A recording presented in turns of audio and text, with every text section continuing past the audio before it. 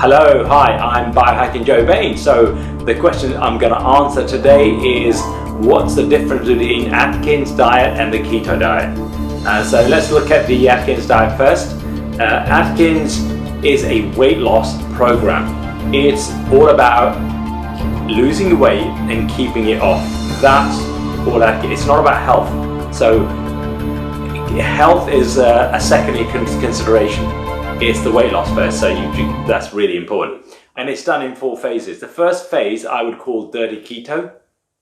This is keeping grams below 20, and the idea is to induce ketosis, which will make you lose weight really fast. Then the second phase is slowing it down by increasing the amount of carbs. And the third phase is finding what level of carbs works for you and keeping it there.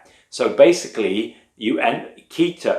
Atkins ends up being a carb-based, calorie-restrictive diet, right? So that can work because that gives you a greater range of foods to eat, and so it's easier to follow, but it has a downside. Calorie restriction has a downside, especially carb-based calorie restriction, in that if you get it wrong, the body has to. So if you don't eat enough carbs to fuel your body for the day, but you eat more than enough to stop you going into ketosis, that will then cause your metabolic rate to slow down, because your body has to now conserve calories. Because it can't pull them from storage, and you haven't given them enough in your carbs. And if that is not enough, it will then start pulling calories, and this is quite bad, from your muscles. So you'll start getting muscle wastage. Because again, if you got too much sugar in your blood, that means insulin is too high. You can't pull the fat storage. So yeah, be careful with Atkins. Even though you have a wider range of foods and it is easier to follow, if you get it wrong, a slower metabolic rate. So you'll get brain fog, you'll feel tired, lethargic, and then you'll have to eat more food, which you can do.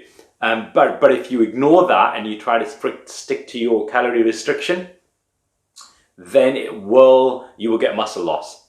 So just be aware of that. So Atkins can work, but just be aware that if you do start feeling lethargic, that you top it up. You eat some carbs.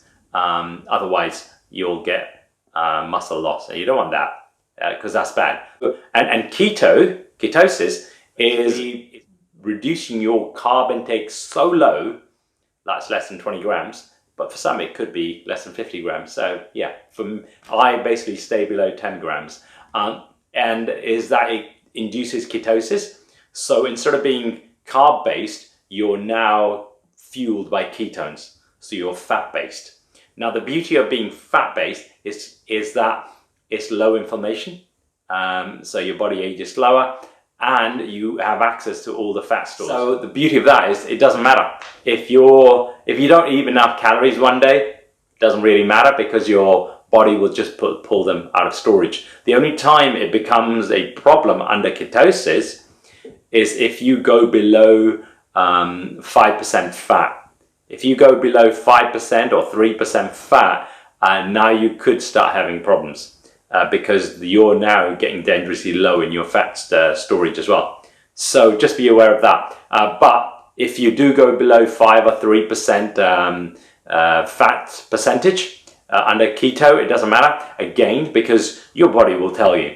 You will feel ravenous hunger and you will eat anything. Ketosis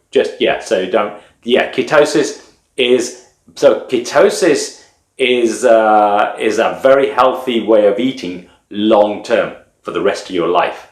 Atkins is a weight loss program with calorie restriction to try to maintain that weight loss.